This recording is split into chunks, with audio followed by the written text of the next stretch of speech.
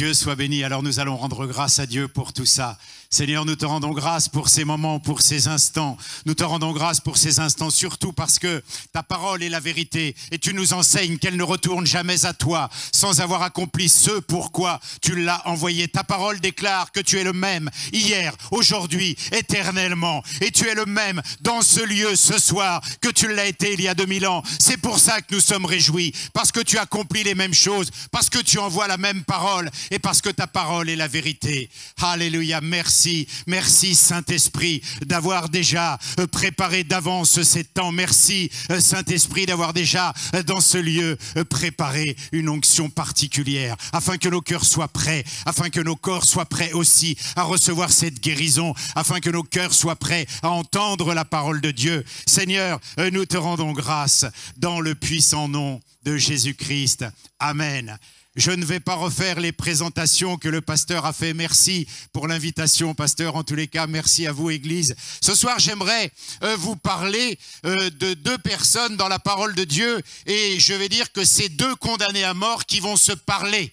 Voilà, je ne sais pas s'il vous est arrivé d'être condamné. Moi, ça m'est arrivé et c'est quelque chose de pas très agréable. Vous êtes devant le juge, vous avez commis des méfaits, des exactions, vous avez commis des choses qui sont répréhensibles par la justice et vous êtes devant le juge et le juge va vous condamner. Celui qui voulait me condamner m'a dit « Je voulais vous envoyer directement en prison. Le mandat d'écrou était prêt, les peines étaient prêtes et vous deviez aller en prison. Mais comme vous avez accepté de nous dire la vérité, eh bien, vous ne serez pas condamné parce que j'avais rencontré Jésus-Christ et que Jésus-Christ avait travaillé dans mon cœur pour que je puisse dire la vérité. Jésus-Christ est venu libérer les captifs de la condamnation. Vous savez, je suis allé dans la prison de la Maca à Abidjan avec le frère Yanis Gauthier, avec qui je voyage, qui est sur l'île, qui est un ami, qui est sur l'île en ce moment et qui est avec sa famille aussi. Et nous sommes dans une prison à Abidjan.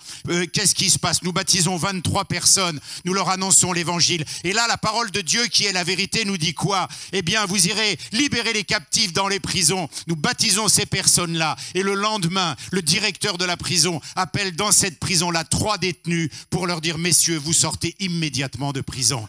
Ça, c'est la parole de Dieu. Et nous allons dans une autre prison où il se passe exactement la même chose. Les détenus sont libérés parce que la parole est entrée dans la prison et la parole a libéré les captifs. Il n'y a pas de condamnation, nous dit la parole, pour celles et ceux qui sont en Jésus-Christ. En attendant, nous allons parler de ces deux condamnés à mort qui discutent entre eux. Et c'est l'histoire d'une femme dans la Bible. C'est l'histoire d'une rencontre que Jésus-Christ fait avec une femme. Jésus-Christ a rencontré tellement de gens. Mais là, je voudrais m'arrêter sur cette femme parce que son histoire nous fait connaître des choses sur Dieu que nous ne pensions pas. Elle révolutionne les choses de Dieu. Elle révolutionne notre compréhension de Dieu. L'histoire de cette femme, vous la trouverez dans Jean chapitre 8, verset 1er, que nous allons lire ensemble, mais c'est pas le moment. L'histoire de cette femme, c'est une femme qui a commis un adultère. Et cette femme est condamnée à mort. Cette femme est condamnée à mort.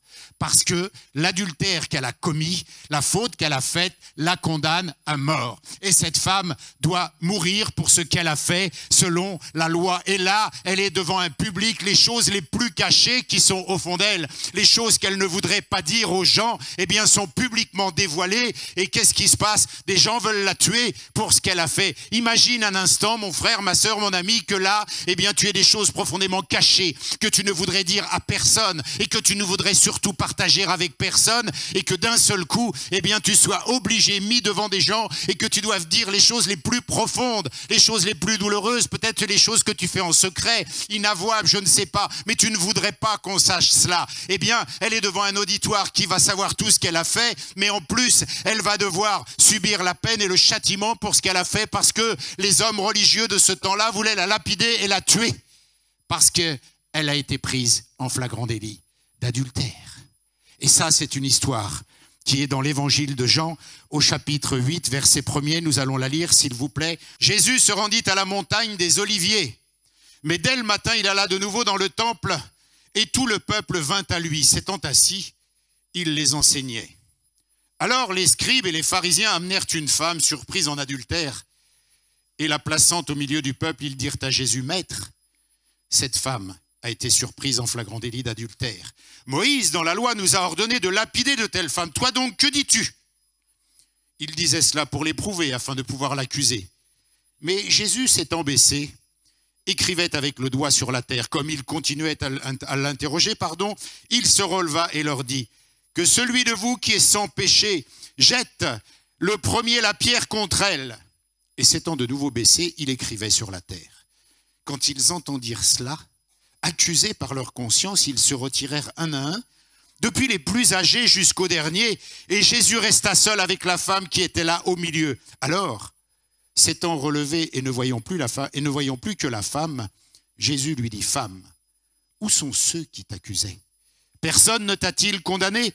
Elle répondit, « Non, Seigneur. » Et Jésus lui dit, « Je ne te condamne pas non plus, va et ne pêche plus. » Dans cette histoire-là, c'est deux condamnés à mort qui parlent, parce que Jésus est condamné à mort aussi.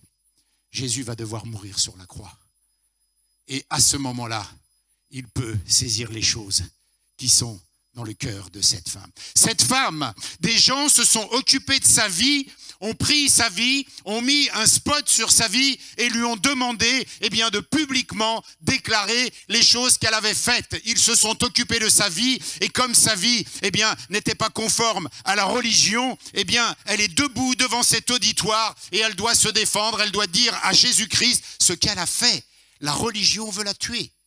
La religion veut la tuer. Les religieux veulent la tuer. Les hommes religieux de cette époque-là ne veulent que la mort pour cette femme qui a fauté, pour cette femme qui a péché. Ils ne veulent que la mort. Et cette histoire-là nous interpelle parce qu'elle va changer notre conception de l'amour de Dieu et du cœur de Dieu. Cette femme-là est devant Jésus-Christ et elle doit raconter son histoire parce que la société veut la tuer, parce que la morale veut la tuer, parce que les gens religieux de cette époque-là veulent la tuer. Elle doit rendre compte de ça et elle doit parler de son histoire. Mon ami, un jour ou l'autre, nous sommes tous cette femme adultère. Mettons cet homme. Nous sommes tous dans cette situation, pour diverses raisons. Parce que des gens se sont occupés de notre vie et veulent la mettre en lumière devant les autres pour nous nuire. Parce que des gens n'acceptent pas ce qui a été fait au nom de leur morale à eux et ils veulent mettre en lumière les choses de notre vie. Ils veulent marquer notre vie de la mort. Ils veulent faire des choses qui vont nous nuire. Mais si on s'arrête un instant, qui sait pourquoi cette femme est là ? Comment a-t-elle été construite?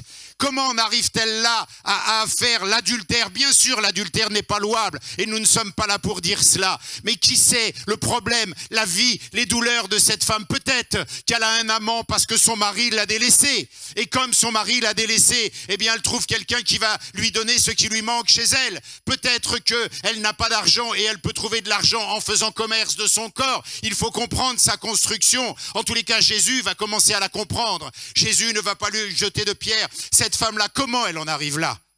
Comment elle en arrive là? Parce que si on met un éclairage juste sur la faute qu'elle fait, on peut vite la juger. Mais quelle est son histoire? Comment en arrive-t-elle là? Peut-être qu'elle a des enfants à nourrir. Peut-être qu'elle a eu une enfance malheureuse. Peut-être qu'elle n'est pas construite comme tout le monde. Quel est notre problème à nous?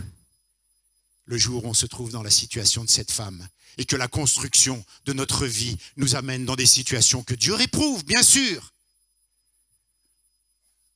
Et ces hommes veulent la tuer. La religion veut la tuer. Mais après tout, on ne sait pas pourquoi elle en arrive là. Qu'est-ce qui l'a amenée là? Son histoire, je ne la connais pas. Je ne sais pas pourquoi elle arrive là.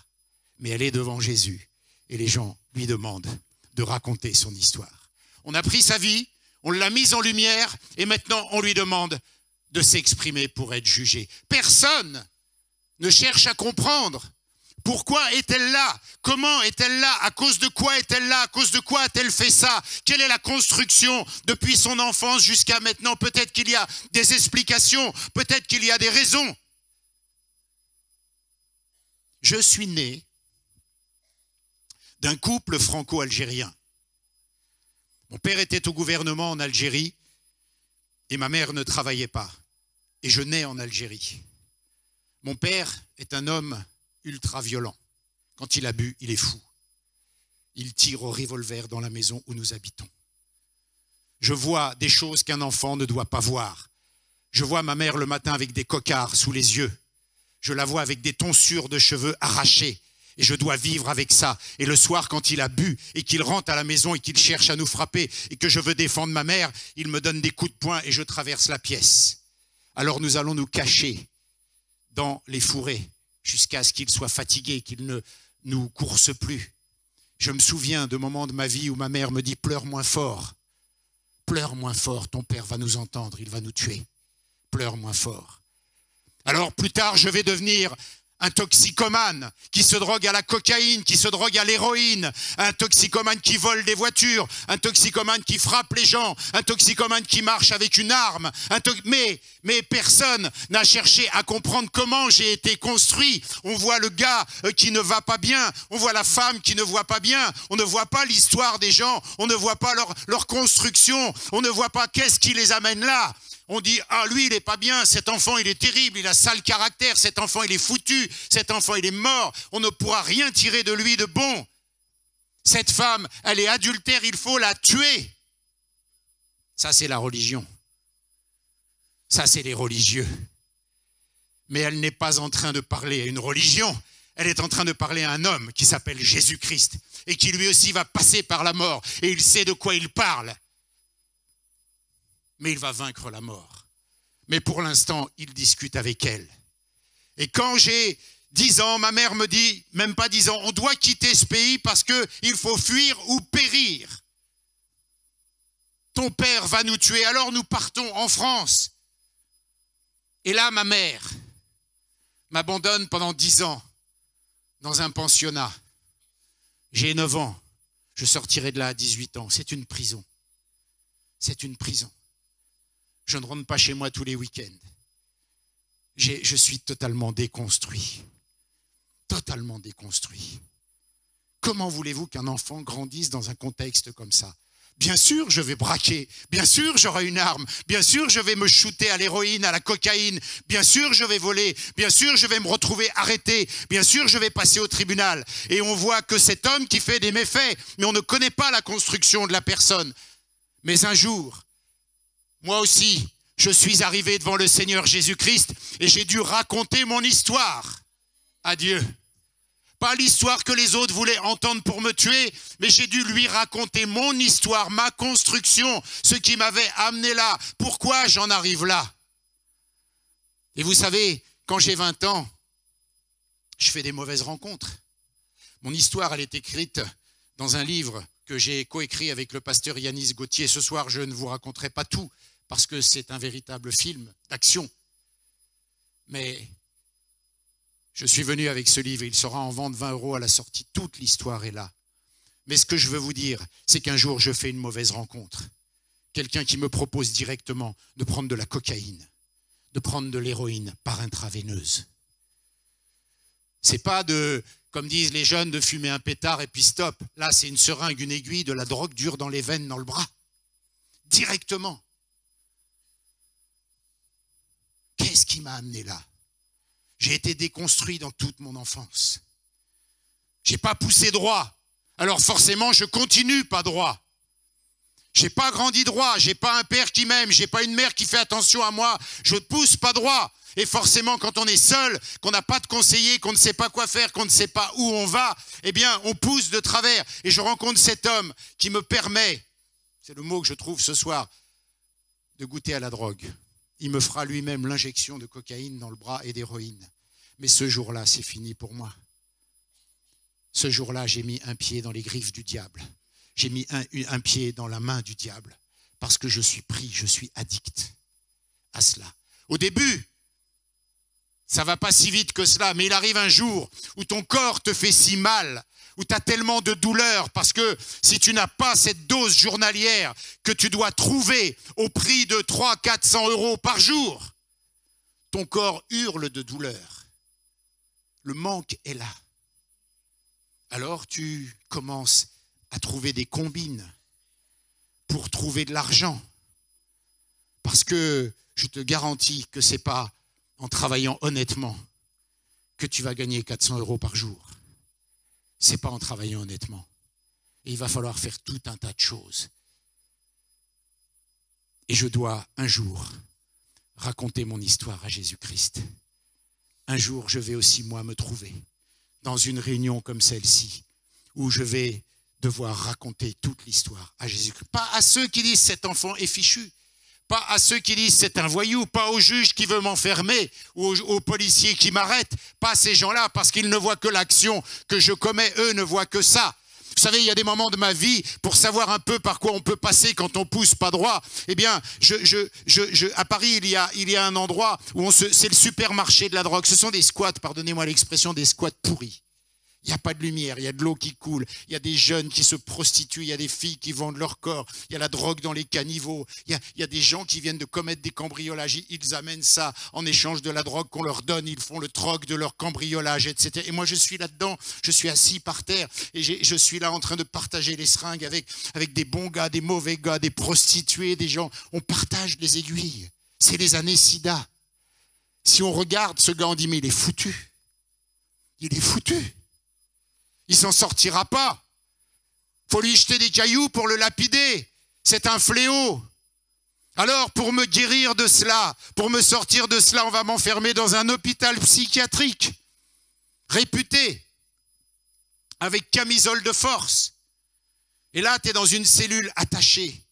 Tu te tapes contre les murs parce que ton corps te fait mal alors qu'on t'a promis de te faire du bien. On t'a promis de te donner des médicaments pour t'en sortir. Rien. Rien. Et il faut que je raconte cette histoire-là à Jésus-Christ, parce que si je la raconte à un être humain, c'est sûr qu'il va me jeter des pierres. Si je la raconte à quelqu'un, c'est sûr que pour lui, je suis perdu. Peut-être que toi, ce soir, tu as une histoire dans ce genre-là, pas aussi poussée, mais tu as des cicatrices aussi. Et ton histoire, des gens l'ont prise et l'ont mise en lumière. Et ça t'a nui. Et on a dit, tu vois qui il est, jugeons-le. Tu vois qui elle est, jugeons-la. Tu vois ce qu'elle a fait, jugeons-la. Comme moi, quand on veut me dire qu'il n'y a plus rien à sortir de bon de moi. Cette femme-là, on lui propose, avec force, de dire à Jésus-Christ ce qu'elle a fait. Ah, t'as été prise en adultère, ben maintenant dis-le au maître. On va bien voir, lui qui est amour, comment il va s'en sortir de ça. Parce qu'on ne peut pas se sortir de ça. Tu as péché, tu dois mourir. Il n'y a pas d'amour là-dedans. Tu as fait une faute, terminé. On va bien voir, lui qui dit de pardonner à ses ennemis, comment ça va se passer. On va bien voir ce qu'il va faire. C'est ça le piège qu'ils essaient de lui tendre. Et Jésus, qui connaît la mort, qu'il va connaître, ne dit rien. Il fait des cercles dans le sol. Il ne répond pas. Il ne répond pas à tout cela. Et il laisse les choses se faire. Il laisse le temps passer. Et puis à un moment, la Bible nous dit, le texte que nous venons de lire, nous dit que accusés dans leur conscience. Parce que si tu racontes ton histoire à quelqu'un, normalement, s'il n'est pas bienveillant, tu seras jugé, catalogué. C'est fini. Mais Jésus-Christ ne parle pas. Jésus-Christ ne dit rien. Et maintenant, cette femme-là est devant Jésus-Christ. Et elle était là pour lui raconter son histoire, mais il la connaît parce qu'il sait comment elle a été construite. Il sait ce qui lui est arrivé. Et c'est difficile. Je m'imagine peut-être dans la vie que tu as, les problèmes que tu peux avoir. Comment tu peux concevoir que Jésus-Christ connaisse cette histoire? Je suis assis par terre avec une seringue dans le bras, à moitié en overdose. Comment quelqu'un pourrait me dire, mais tu sais, Jésus connaît ton histoire? Ben oui, il la connaissait. Et il va me le faire savoir. Mais là, peut-être que tu as du mal à comprendre ça. Et c'est normal, c'est pourquoi nous invoquons l'Esprit de Dieu qui lui révèle les choses. C'est pour ça que nous invoquons l'Esprit de Dieu qui lui convainc de péché, de justice, de jugement. Cette femme a fait une faute, ok. Ça, c'est pas de souci avec ça. Mais personne n'a le droit de la tuer. Personne n'a le droit, au nom d'une pseudo-loi, au nom d'une pseudo-religion, de la tuer. Parce que Jésus-Christ lui-même ne le fera pas.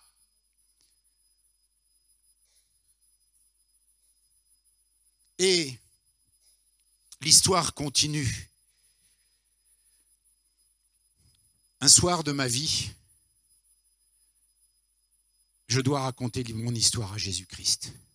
ma construction. Toute la suite, vous la trouverez dans ce livre. Autrement, on est là jusqu'à 4 heures du matin si je vous raconte tout. Et le pasteur m'a dit que ce n'était pas possible. Je vais entendre l'évangile. Un pasteur va dire, si tu veux que ta vie change, si tu veux que ta vie soit transformée, reçois Jésus-Christ comme Seigneur et Sauveur. Et là, mon épouse qui est à côté de moi, qui entend ce même message, et je vous garantis que c'est difficile pour quelqu'un qui sort de la violence, qui a travaillé dans les discothèques, quelqu'un d'ultra-violent, qui se balade armé, qui entende des cantiques, franchement, qui sont sérieux dans l'église, des cantiques. Ça ne me parlait pas. Mais on ne s'est pas moqué. On ne s'est pas moqué. Ça ne nous faisait rien. Mais un moment, quand le pasteur a dit, si tu veux sortir de là, moins tes problèmes. Lève ta main, lève-toi de là où tu es. Et là, au même instant, simultanément, mon épouse et moi, nous nous levons. Ce jour-là, je raconte mon histoire à Jésus-Christ. Parce que dans mon cœur et dans son cœur, il y a comme une transplantation cardiaque entre lui et moi. Parce que lui aussi est condamné à mort. Cette femme, elle avait peut-être des addictions. Peut-être qu'elle était addicte au sexe. Alors elle trompe son mari. Moi, vous savez, j'étais spécialiste en addiction. J'ai été addict à la cocaïne, addict à l'héroïne, addict à l'alcool, addict aux médicaments, addict à la violence. Qui fait mieux? Cigarette, merci. Vous voyez que mon épouse connaît toutes mes addictions passées. 6 addictions. Jésus-Christ connaît l'histoire. Jésus-Christ connaît cette histoire. Et quand je me lève à l'écoute de la parole de Dieu, à l'écoute du message, en une fraction de seconde, je raconte mon histoire à la vitesse lumière à Jésus. Et j'entends dans mon cœur, et ça, je peux m'en décharger, oui. Et ça, je peux m'en décharger, oui. Et ça, je peux m'en décharger, oui. Tout est possible à cet instant-là. Je marche sur la Lune dans ce moment-là. C'est une autre planète. C'est autre chose. Je sais que si je dis oui à ce message-là, je ne serai plus jamais de ma vie le même homme. Je sais exactement ce que je dois faire et ne plus faire. Et nous repartons, mon épouse et moi, de cet endroit. Mais vous savez, ou pas, quand Jean-Baptiste arrive avec son message, qu'il vient dire, vous savez, la transformation, elle a été annoncée, elle va se produire.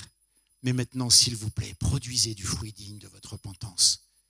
Que votre vie soit différente de celle d'avant.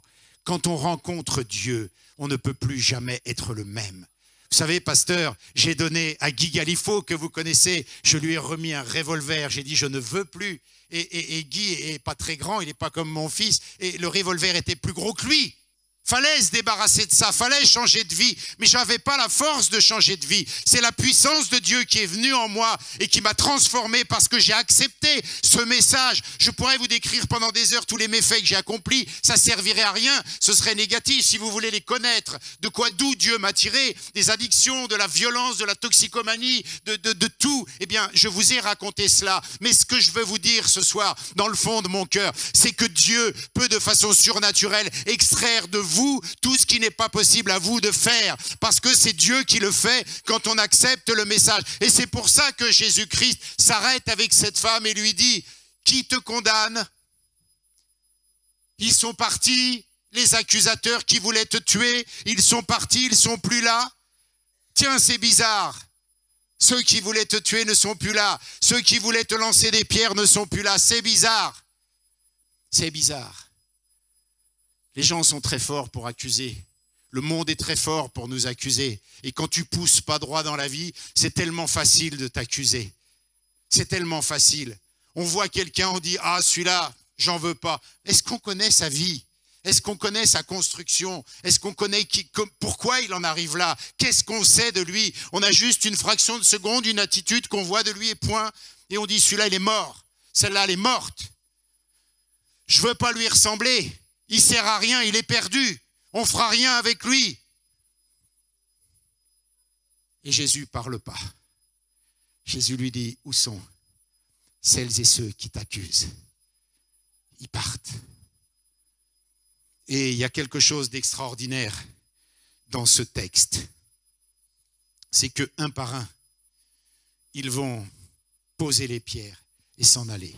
Le jour où j'ai raconté mon histoire à Dieu, je lui ai dit voilà. Mais en fait, je lui ai rien dit, il savait tout. Mais c'est bon de pouvoir confesser de sa bouche toutes les choses qu'on a et qui nous viennent en tête. Ma vie a changé. Je vais vous raconter cela parce que quand on rencontre Christ, on fait des expériences extraordinaires. Extraordinaires.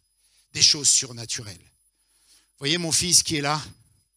Je l'ai dit hier dans une réunion, ma femme n'avait pas de trompe, donc c'est pas possible d'avoir un enfant, n'est-ce pas? Il est là, c'est le mien. Vous avez senti la fatigue du père, c'est le mien. Non, je l'aime de tout mon cœur parce que c'est un cadeau de Dieu.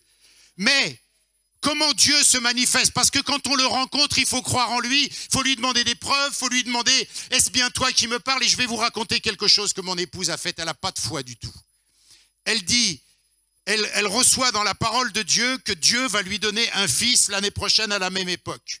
Ok, mais ça c'est une histoire extraordinaire, je la raconte, mais c'est un grand miracle. C'est pas tant le fait qu'il donne un enfant, parce que Dieu le fait, mais comment il va lui annoncer? Elle lui dit, écoute, si tu es Dieu et que ta parole est vraie, ce que je lis dans la Bible, eh bien, est-ce que c'est la vérité?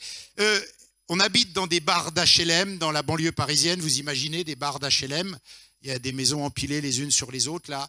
Et elle dit, si vraiment tu es Dieu et que cette promesse est la tienne, fais que demain matin, sur le rebord de la fenêtre, il y ait un biberon. Un biberon. Ça vous vient en tête de demander ça quand Dieu vous fait une promesse? Sérieusement, il n'y a que ma femme qui fait ça, non? Eh bien, le lendemain matin, sur le rebord de la fenêtre, il y avait un biberon. Mais c'est pas tout. Parce que comme elle est un peu Gédéon sur les bords, eh bien, elle dit non, mais ça peut être le hasard. Vous imaginez déjà le hasard qu'un biberon se balade dans les airs, qu'il arrive sur le bord de la fenêtre. C'est déjà juste impossible, c'est un miracle. Ça lui convenait pas. Alors qu'est-ce qu'elle fait? Elle dit que le lendemain, eh bien, il y a encore un biberon. Vous n'êtes pas obligé de me croire, mais c'est la stricte vérité. Le lendemain, il y avait encore un biberon sur la fenêtre. Voilà qui est Dieu, parce que sa parole est la vérité. Et l'histoire que je te raconte, c'est pas pour te la raconter. L'histoire que je te raconte, c'est parce que Jésus-Christ est le même hier, aujourd'hui, éternellement. Et ce qu'il fait pour Isabelle ou pour moi, il le fait pour toi. Et c'est ce qu'il veut faire ce soir. Mon histoire n'a aucun intérêt si tu ne peux pas y goûter. Mon histoire n'a aucun intérêt si tu ne peux pas rencontrer cet homme qui dit « Dégagez avec vos pierres, qui t'accuse, moi je t'accuse pas, va et ne pêche plus. » Voilà qui est cet homme, voilà qui est ce Dieu. C'est pour ça que je vous dis, c'est une conversation entre deux personnes condamnées à mort, parce qu'elle était condamnée à mort. Et Jésus-Christ va passer par la croix, il va passer par la mort. Donc ils savent tous les deux un peu ce qui les attend. Mais Christ a vaincu la mort. Et quand je dois être changé, vous savez, j'étais quelqu'un de vraiment très violent. Très violent. J'avais frappé des gens, Quand je vais habiter avec mon épouse, son voisin du dessous, on va juste se marier, son voisin du dessous, je lui tire dessus avec une arme. Donc, à un moment, il faut que ça change. À un moment, il faut que... Aujourd'hui, franchement, tu peux me pousser, me faire tomber, je vais me relever, je vais te crier un peu dessus, mais je ne vais pas te tirer dessus. Parce que Dieu m'a changé. Le fait quand même pas, on ne sait jamais que le vieil homme sache nager, mais bon, normalement, ça va aller. Des fois, le vieil homme, il peut se réveiller, c'est jamais arrivé, mais enfin, bon, peut-être qu'à la Réunion, il y a des miracles, je ne sais pas. Mais en tous les cas, voilà qui est ce Dieu. Aujourd'hui, il nous donne une force surnaturelle pour que les choses ne se refassent plus. Mais quand Dieu nous a préparés à sa rencontre avec ce rendez-vous divin, vous savez, il a mis mon épouse sur ma route et je n'étais pas converti, je sortais juste de la drogue, de la toxicomanie profonde. Eh bien, je sortais d'une cure de sommeil et j'étais quelqu'un qui avait besoin de 20-30 médicaments par jour. Et je vous raconte ça parce que je voudrais que vous puissiez saisir la providence divine, comment Dieu met en action des personnages dans nos vies pour que ça concourt au bien, à notre bien, à nous. Vous savez, mon épouse, je l'ai rencontré en discothèque sur les Champs-Élysées et puis on s'est fréquenté un peu, puis je ne l'ai pas revu. Mais un jour, quand je sors de désintox et que je suis à l'étranger, eh bien, j'ai à cœur, quand je prends l'avion et que je rentre à Paris, d'aller la voir. Mais vous imaginez, ça sort de nulle part, des idées comme ça, 4 ans après. Je vais la voir sur son lieu de travail. Aujourd'hui, nous sommes mariés depuis 37 ans. Mais ça n'a pas toujours été comme ça parce qu'elle a tenu. Elle avait un être tordu avant que je me convertisse. Elle avait quelqu'un qui délirait avec les cachets. Bien sûr, quand je l'ai connue, je ne me shootais plus à la cocaïne, à l'héroïne. Mais je prenais tellement de cachets que je disais n'importe quoi. J'étais incohérent. J'avais des suées, je tremblais, je faisais n'importe quoi. Je buvais, je mélangeais les médicaments, je prenais des somnifères. Elle a subi ça. Elle a tenu le coup. Il y a de l'espoir dans les couples. Il y a de l'espoir dans les couples. Parce que Dieu peut faire des choses extraordinaires. Mon frère, ma sœur, si ton histoire est comme ça, tiens bon. Parce que Jésus-Christ veut écrire une autre histoire avec ton histoire. Tiens bon, l'épouse a tenu, l'épouse a lutté, l'épouse n'a pas faibli. Et c'est derrière, certains disent derrière, alors croyez pas que je sois un grand homme, mais on dit souvent que derrière chaque grand homme, il y a une femme. Mais moi je dis simplement que derrière un bon mariage, il y a une femme solide aussi. Que Dieu soit béni. Et c'est possible que des choses se produisent comme ça. C'est tout à fait possible. C'est tout à fait possible. Et je voudrais vous faire part d'une autre expérience qui est intéressante aussi. Juste avant notre conversion, nous étions tellement déprimés qu'à Paris, il y avait le salon de la voyance. Et on s'en va, voilà l'idée qui nous prend d'aller voir une voyante pour connaître la suite tellement on ne savait plus. Ça t'est peut-être arrivé de vouloir connaître la suite de ta vie, de plus savoir ce qu'il y a devant et de faire des choses pour le savoir qui ne sont pas autorisées par la parole de Dieu. On arrive devant cette voyante et je m'en souviendrai toute ma vie. Elle nous dit, je sais pas, elle faisait les cartes là, c'est ça les cartes, hein, ouais. Elle regarde les cartes, elle me regarde, elle me dit, il n'y a rien pour vous, vous n'avez pas d'avenir. Comment ça, j'ai pas d'avenir? Je vais mourir là dans le salon, qu'est-ce qui se passe? Non, je ne vois rien pour vous, c'est mort. Tout de suite, je ne comprends pas. Mais maintenant que j'ai rencontré Dieu, je comprends très bien ce qui s'est passé. La suite de l'histoire de ma vie, ce n'est pas le diable qui allait l'écrire par des révélations. Donc Dieu est intervenu, il a coupé tout ce parcours parce qu'entre-temps, il y aura ma rencontre avec Dieu, il y aura ma nouvelle naissance, il y aura mon baptême, il y aura tout cela. Et la suite de ma route n'appartient pas au diable. Il ne peut pas deviner mon avenir. Il ne peut pas écrire la suite de mon histoire parce que là, Dieu a dit stop. C'est moi qui écris la suite du parcours de ce gars-là. Va-t'en, pose ta pierre et va-t'en. Voilà ce qui s'est passé. Et la voyante, au début, je me dis, mais je suis mort, qu'est-ce qui m'arrive, qu'est-ce qui se passe? Non. Dieu veillait. Dieu était là. Parce que la suite de la route, c'est Dieu qui veut l'écrire. Ce n'est pas les sciences occultes, ce n'est pas la divination, ce n'est pas les espèces de pseudo, je ne sais pas quoi là. C'est Dieu qui veut écrire la suite. C'est Dieu ce soir qui veut écrire la suite de ta vie. C'est Dieu qui veut faire que tous ces individus là, tous ces religieux qu'on a lus dans le texte là, eh bien posent leurs pierres et s'en aillent. Il y a plein de gens qui veulent nous jeter des pierres dans la vie. Il y a plein de grandes morales qui veulent nous attaquer. Il y a plein de gens très religieux. Mais la Bible, la parole de Dieu, Jésus-Christ, ce n'est pas une religion. C'est une personne. C'est une rencontre. Et c'est une expérience. Vous savez, mon père, qui était musulman, qui allait à la Mecque, je parlais de Dieu, des fois il ne percutait pas tout. Mais je me suis aperçu d'une carence chez lui, dans sa relation avec Dieu. Et pas que lui d'ailleurs. Chaque fois qu'il avait besoin de quelque chose de plus intense, et tu ne peux pas prier pour moi? Mais il sert à quoi ton Dieu? Pourquoi tu as un Dieu? Tu as une religion? Non, il n'y avait pas de relation. Il n'y avait pas de communion. Il n'y avait pas de rencontre. Il n'y avait pas de changement de vie.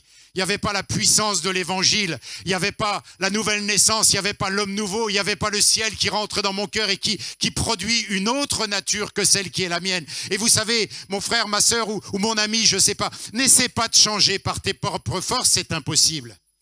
Il faut que ce soit Dieu qui télécharge, qui téléporte la nature divine en nous pour qu'il se produise quelque chose d'autre, quelque chose de différent. Et ce soir, je voudrais aussi que l'ennemi, que les gens qui t'accusent, que les idées qui t'accusent fassent comme ces hommes religieux là qui posent les pierres et qui s'en vont parce qu'ils ne peuvent plus porter d'accusation. Ils ne peuvent plus porter d'accusation. Je voudrais que... Ça va, j'ai pas été trop long. On va pouvoir prier un peu. C'est important. Parce que, pourquoi je veux prier? Parce que la Bible, c'est une rencontre, mais c'est une expérience. Ça se vit. Si je te raconte une histoire et que cette histoire-là, tu ne peux pas la vivre, à quoi elle va te servir? Si je te dis que ta vie peut être changée parce que ma vie, et je te la raconte dans ce livre que j'ai intitulé « Pris pour cible ». Et j'ai dit quoi? J'ai dit que la vie m'avait pris pour cible parce que moi, je n'ai pas choisi de naître dans un pays comme ça. Je n'ai pas choisi de naître dans la famille dans laquelle je suis né. Je n'ai pas choisi mon père. Je n'ai pas choisi ma mère. Je n'ai pas choisi d'être dans un pensionnat. Et puis après, j'ai fait des mauvaises rencontres. Oui, j'ai une part, j'ai une responsabilité, mais quand même, j'étais mal construit, mal câblé. Et je dis dans mon livre que si la vie m'a pris pour cible, le diable m'a pris pour cible aussi parce qu'il en a profité, il a abusé de moi, il voulait ma mort, il voulait me tuer, alors il a profité de ça. Et Jésus le dit à ses disciples, Satan vous a réclamé pour vous cribler comme du froment. Parce que c'est ça ce qui se passe. Plus on marche loin de Dieu et plus le fossé se creuse avec Dieu et plus l'ennemi de nos âmes vient et nous enfonce et nous enfonce et nous enfonce jusqu'à vivre des choses comme j'ai vécu. Vous imaginez un peu dans les années 80 prendre la seringue d'une prostituée, les années sida et s'injecter ça dans les veines. Forcément que tu attrapes un virus. Et moi j'ai attrapé un virus. Et un jour après ma conversion, je me suis mis devant Dieu, j'ai dit, est-ce que je vais mourir? Et j'ai reçu dans la parole de Dieu, un verset qui s'est éclairé. Cette maladie n'est pas à la mort, mais à la gloire de Dieu. Et quand j'ai fait mes analyses, rien, terminé. Parce que c'est ça la puissance de l'évangile. Cette histoire ne m'aurait jamais intéressé si ça n'avait pas transformé ma vie. Ma femme avec ses biberons, s'il n'y avait pas eu les biberons, qu'on n'avait pas eu Dylan, mais elle est nulle, l'histoire, elle ne sert à rien. C'est juste une religion, mais Dieu est vivant, il agit, il change nos vies. C'est ça la vérité. Il guérit, c'est ça la vérité. Autrement, on perd notre temps, vaut mieux aller à la plage ce soir. Si Jésus-Christ n'est pas vivant, il y a la Coupe du Monde, il y a des matchs intéressants à la télé. Mais non, Jésus-Christ est vivant. Et j'écris dans mon livre, à la fin de l'histoire, que Dieu m'a pris pour cible. Parce que c'est ça qui est important. C'est que Dieu va te prendre pour cible pour construire une autre histoire que celle que le diable a programmée sur ta vie. Vous savez ce qui se passe dans le jardin d'Éden? Eh bien, Adam et Ève sont là, et puis on peut manger, on ne peut pas manger. Le diable vient, il leur raconte une autre histoire que celle que Dieu leur a dite. Il fabrique une autre histoire. Et si on pouvait faire autrement? Vous voyez, il invente un autre scénario. Parce que le diable, excusez-moi, veut écrire une autre histoire avec nos vies. Mais cette histoire-là, elle n'est pas belle. Cette histoire, elle mène à la mort. Cette histoire, elle te tue. Cette histoire, c'est fini. Mais Dieu m'avait pris pour cible. Ça, c'est un slogan. Hein. Dieu m'a pris pour cible. Parce que quand Dieu nous prend pour cible, ça marche. Et quand on s'est converti, j'ai ressenti en moi ce changement. J'ai vécu tellement d'expériences avec Dieu. Encore une fois, elles sont consignées. Mais ce que je veux dire, l'envie, au fond de mon cœur, a été tellement importante de servir Dieu, de raconter cette histoire aux gens. J'en ai parlé aux gens de ma famille. Ils ont été transformés, ils ont été changés. J'en ai parlé à mes voisins. Ils sont venus à l'église, ils se sont baptisés. Et cette histoire-là, mais autrement, si ton histoire que tu racontes, elle sert à rien, elle n'impacte pas les gens, mais c'est nul. Pierre et Jean, quand ils montent au temple, c'est extraordinaire ce passage. J'ai rien, je n'ai pas d'argent, ni or, ni argent, j'ai rien, mais ce que j'ai, je te le donne. Au nom de Jésus, lève-toi et marche. Voilà l'histoire, elle marche. C'est ça l'évangile. C'est ça l'évangile. C'est une puissance qui change la vie. C'est une puissance qui donne le salut. C'est une puissance qui pardonne les péchés. C'est une puissance qui crée un homme et une femme nouvelle. C'est ça l'évangile. C'est à cela qu'il faut goûter. Moi, j'aime cette histoire parce qu'elle a transformé ma vie. J'ai passé, quand j'étais 10 ans en pension, franchement, j'ai passé 10 ans chez les jésuites, les catholiques. Et ils me racontaient des trucs, on parlait de Marie, on faisait... J'ai jamais rencontré Dieu. Ça n'a jamais changé ma vie. Mais quand j'ai entendu l'évangile, celui qui vous tape dans le cœur et qui vous fait pleurer sur vos péchés, quand j'ai entendu cet évangile-là, quand j'ai demandé pardon à Dieu, et quand j'ai demandé pardon aux gens que j'avais frappés, je voulais mettre le feu dans sa maison, un malade mental. Là, j'ai vu la puissance de Dieu. Là, j'ai vu la puissance de Dieu. Cette puissance, tu vas la voir ce soir. Cette puissance, tu vas la voir ce soir. Cette puissance, tu vas la vivre. Parce que l'histoire que Jésus-Christ veut écrire, elle est aussi pour toi. Et je voudrais qu'on puisse avoir un temps de prière. Je voudrais qu'on puisse partager ensemble cette bonne nouvelle d'expérience. Je voudrais qu'on puisse fermer les yeux peut-être ou les garder ouverts, faites comme vous le sentez, peu importe, mais que l'on puisse prier. Que l'on puisse prier.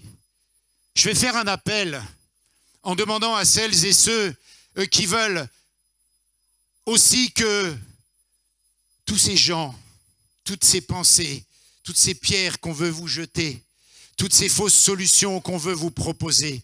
Peut-être il y a des personnes ce soir qui ne connaissent pas Jésus-Christ, qui connaissent juste la religion, qui connaissent juste ce qu'on leur a dit du ciel, de Dieu, de la Bible, mais qui n'ont pas rencontré Jésus-Christ. Moi, je vous propose ce contact divin. Je vous propose, parce que l'évangile, c'est ça, c'est une expérience. Je vous propose de rencontrer Jésus-Christ parce qu'il est le même, hier, aujourd'hui, éternellement. Il est là ce soir, présent par son esprit.